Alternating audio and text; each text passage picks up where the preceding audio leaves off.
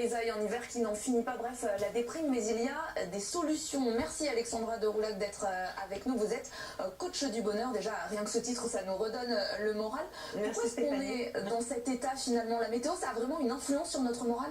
C'est normal, se dire aussi on a le droit d'avoir justement un coup un petit moins le moral en fin de saison comme ça, en fin d'hiver, puisque nous avons vraiment manqué de lumière.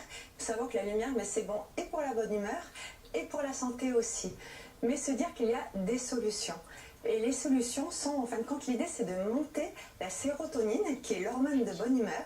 Et pour ceci, c'est la lumière. Mais si vous ne trouvez pas la lumière du jour, ou alors vous avez aussi la lumière dehors, un week-end comme ça, on va avoir du mal à avoir des rayons de soleil. Donc c'est se dire en fin de compte, on peut en profiter pour aussi bien manger. On va trouver dans certains aliments comme les poissons gras, la banane, le chocolat, les huiles. Voilà, c'est faire des bons repas avec nos amis, faire du sport. Plein de choses qui vont en fin de compte faire monter notre sérotonine et nous mettre de bonne humeur. C'est un vrai impact sur le moral, sur la santé, ce manque de lumière, cette neige, ce froid. Ça a un vrai impact sur la santé, tout à fait. Ça a été prouvé dans les années 80 que la lumière, ça va nous donner justement la lumière, la vitamine D, qui va nous aider à apprendre, qui est bien même pour la croissance. Donc ça a un vrai impact. Mais quand on voit les pays scandinaves, qui sont quand même...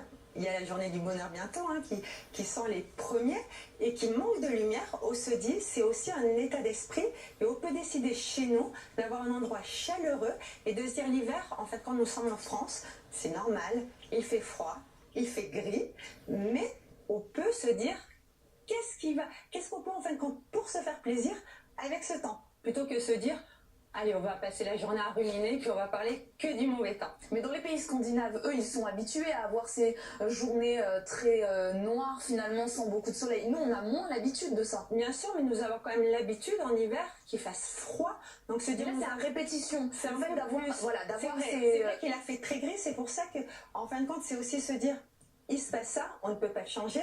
Donc, en fin de compte, l'idée, c'est de se dire, qu'est-ce que je peux faire pour changer et mon état d'esprit, donc pour quand même bien le vivre, et pour changer aussi ma façon de m'alimenter, de dormir, enfin faire des choses différentes, faire un peu plus de sport. Mais sur un week-end comme ça, par exemple, qu'est-ce que vous nous conseillez de faire? Ce week-end, moi je vous propose vraiment justement du cocooning, se dire, je vais passer le week-end pour s'occuper de moi, avec... Si vous êtes accompagné avec vos amis ou avec votre famille, bien manger, bien vous alimenter. Si vous êtes sportif, allez faire un peu plus de sport que d'habitude. Et puis pourquoi pas, puisque le printemps arrive, donc se dire, on va se débarrasser des affaires d'hiver et se dire, on va accueillir le printemps. Donc faire un tri dans les habits. Il y a une technique dont on commence à entendre parler, vous allez m'aider sur la prononciation, c'est le Idge. Tout à fait, Oug, ça se prononce. Évidemment. Et là, c'est vraiment, l'idée, c'est d'être dans quelque chose de plus convivial, en fin de compte, avoir un état d'esprit positif, puisqu'on sait que notre cerveau, il se focalise sur le négatif. Donc, ça va être un entraînement comme si jamais on veut avoir un joli corps, on s'entraîne.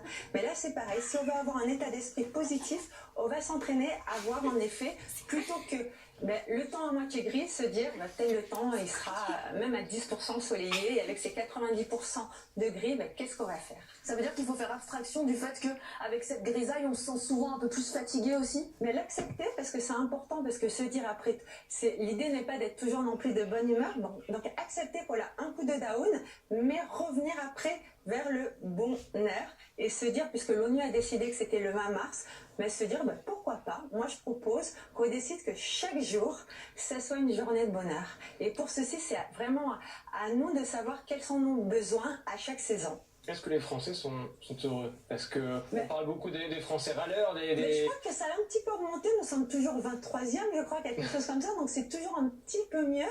On parle beaucoup des Français râleurs, mais après tout, on fait au mieux. Et puis ça fait du bien. Et puis on a le droit de râler aussi de temps en temps, exactement. Moi je trouve, après tout, on n'est pas si mal les Français. Merci beaucoup Alexandra de Roulac d'avoir été avec nous. Je rappelle que vous êtes coach du bonheur dans l'actualité également, vous en parlez tout